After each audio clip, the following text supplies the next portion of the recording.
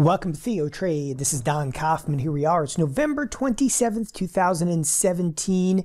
There's about 40 minutes to go to the cash close on what has amounted to some fairly light trade today. If you take a look at the S&P futures right here, right now, they are massively unchanged.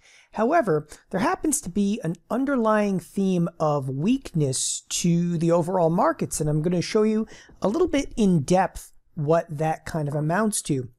Number one, Asian markets, have actually displayed quite a bit of weakness in the last few trading sessions. That's actually following through into the emerging markets ETF. If you've never looked at this before, the EEM, it's something that you should absolutely have on your radar screen. So the EEM, if you've ever looked at the emerging markets ETF, is heavily weighted into Asian markets. Asian being, there's firms in this like Baidu, a couple of Japanese companies, but predominantly firms that are in both the Hong Kong and Chinese marketplace, seeing about a 1.4% decline today. Now, if you kind of cruise down the screen with me over here, we can jump over to, again, aspects like the Nikkei, which have seen some fairly tumultuous volatility. Now, you have to remember, when it comes to the Japanese markets, this is a marketplace that happens to be supported right now by the Bank of Japan. If you're unaware what supported means is, well, the Bank of Japan is outright buying ETFs, And one of the alarming things is, again, we are seeing a little bit of a bout of volatility.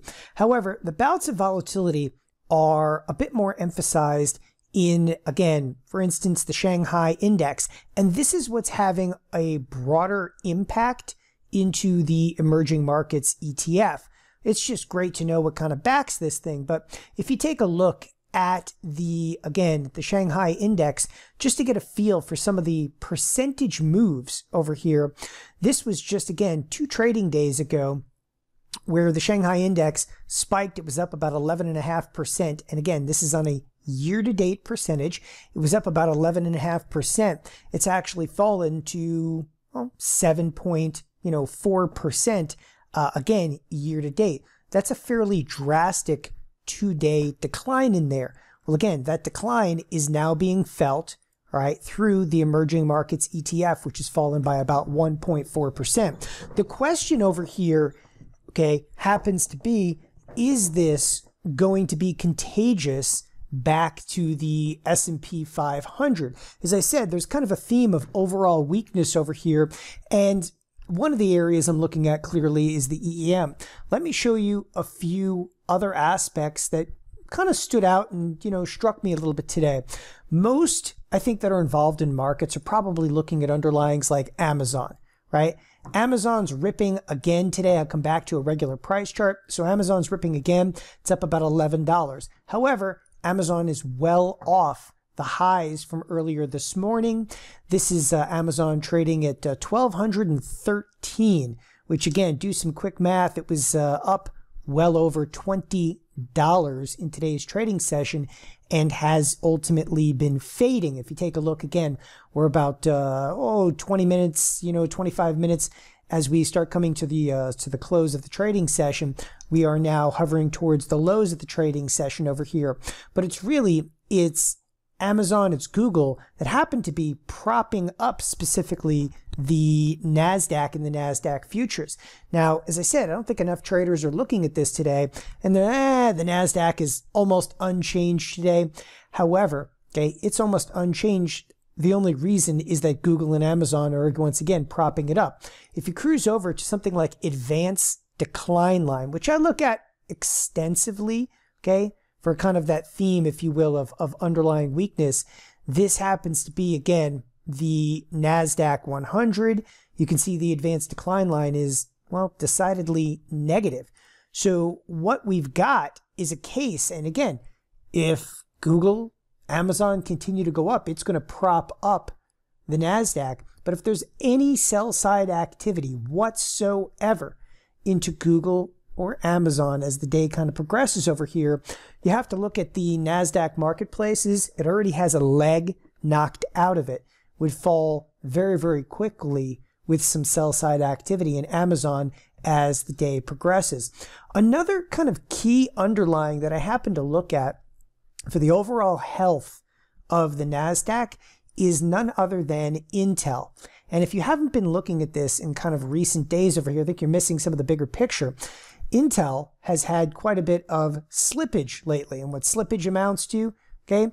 Now, this is not per se something that I want to short into. This is kind of what I call shorting into the hole.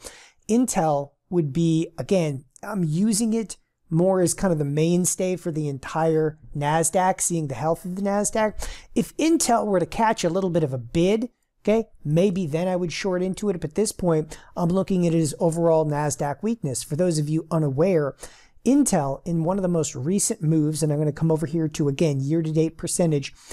All right, Intel was down, and I say recently, okay, we're talking the beginning of September. Okay, so September, October, November, you know, here we are at the end of November. In the last, 90 days, Intel was down 5% year to date, shot all the way up. It was up 30%, now has slipped back and given about 8% of that back. We're talking a fairly massive market cap. It's nowhere near on the scale of a Google.